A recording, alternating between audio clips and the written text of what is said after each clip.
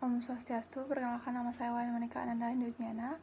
Pada kesempatan kali ini saya akan membahas tentang ujian tengah semester pada mata kuliah Metabolisme dan Informasi Genetika. Soal yang pertama, melalui gambar yang diberikan, jelaskan tentang metabolisme dalam tubuh makhluk hidup. Gambar yang ada di slide ini, jawabannya adalah metabolisme adalah proses dasar yang terjadi pada setiap makhluk hidup. Metabolisme adalah seluruh reaksi biokimia yang bertujuan untuk mempertahankan kehidupan yang terjadi dalam suatu organisme. Metabolisme ini ada dua. Yang pertama ada katabolisme, yaitu reaksi untuk menghasilkan energi dengan cara mengurai senyawa organik. Penguraian senyawa ini menghasilkan atau melepaskan energi berupa ATP yang disimpan pada molekul dan digunakan organisme untuk beraktivitas. Energi yang dilepaskan oleh reaksi katabolisme disimpan dalam bentuk fosfat, terutama dalam bentuk ATP, dan memiliki energi elektron tinggi NADH dan FADH2. Yang kemudian yaitu anabolisme, yaitu reaksi untuk menyusun atau mensintesis senyawa organik seperti protein, karbohidrat, lipid, dan asam nukleat dari molekul-molekul tertentu. Proses anabolisme ini juga memerlukan energi, baik energi panas, cahaya, ataupun energi kimia. Selanjutnya, jelaskan struktur dan fungsi membran. Biomembran merupakan suatu struktur yang sangat tipis, yang biasanya dapat divisualisasikan hanya dengan mikroskop elektron. Struktur membran ini tersusun tidak beraturan, sehingga komponennya dapat bergerak bebas dan terikat bersama dalam banyak bentuk interaksi semi-permeable. Fungsi dari biomembran ini adalah sebagai kulit inert, pembungkus sel, dan bukan pula struktur yang tetap, karena membran menjalankan fungsi dinamis yang sangat kompleks dan memiliki sifat-sifat biologi yang menonjol. Selanjutnya, jelaskan apa yang Anda ketahui tentang yang pertama jalur glikolisis, yang kedua jalur glucogenesis, dan yang ketiga perbedaan glikolisis dan glucogenesis.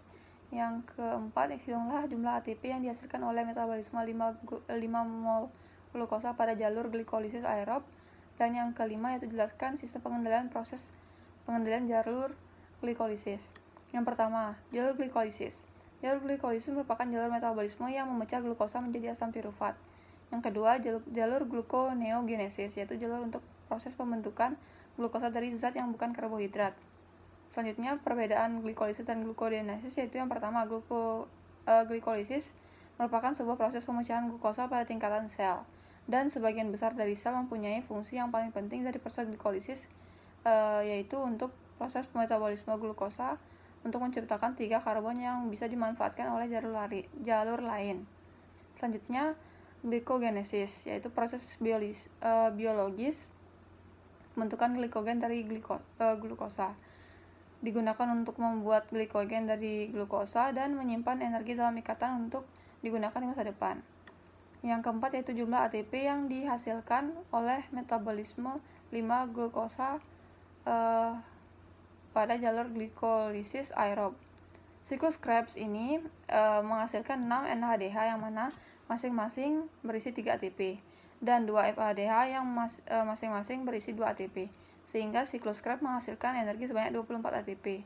Rangkaian proses respirasi aerob menghasilkan 38 ATP, namun 2 ATP telah digunakan dalam proses glikolisis, sehingga hanya ada 36 ATP.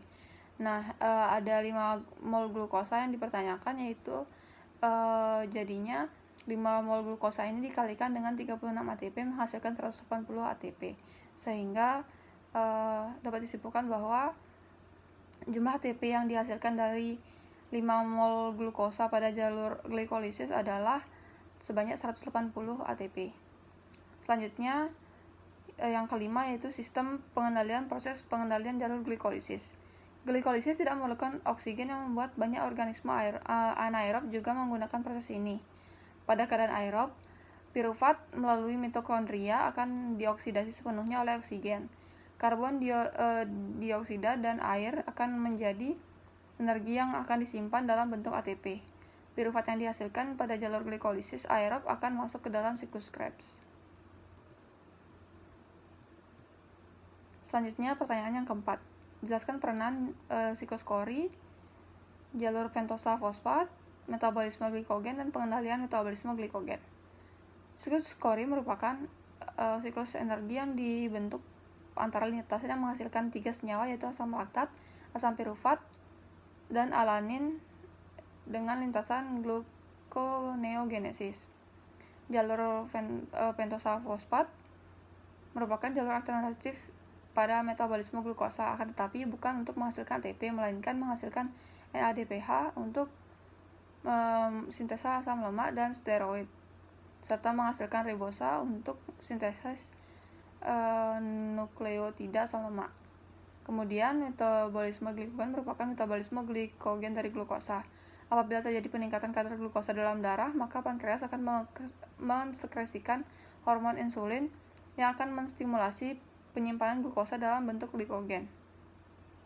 Peran pengendalian metabolisme glikogen adalah saat kadar gula dalam darah dalam tubuh kita terbilang tinggi, hormon insulin ini akan disekresi dari pankreas yang akan merangsang protein 1-fosfat untuk menghasilkan atau mengaktifkan enzim PFK2 dan menginhibisi FB fase 2. Selanjutnya, dengan menggunakan gambar, jelaskan manfaat siklus asam sitrat, rantai pernafasan, dan fosforilasi oksidatif.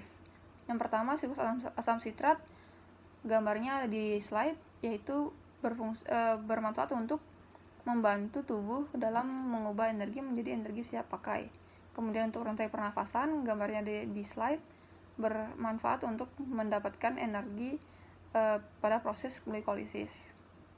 Selanjutnya yaitu fosforilasi oksidatif, yang mana gambarnya juga sudah ada di dalam slide, yang bermanfaat untuk membentuk ATP dari sistem transport elektron. Selanjutnya, yang pertanyaan terakhir yaitu jelaskan dengan gambar perbedaan fotosintesis dan respirasi.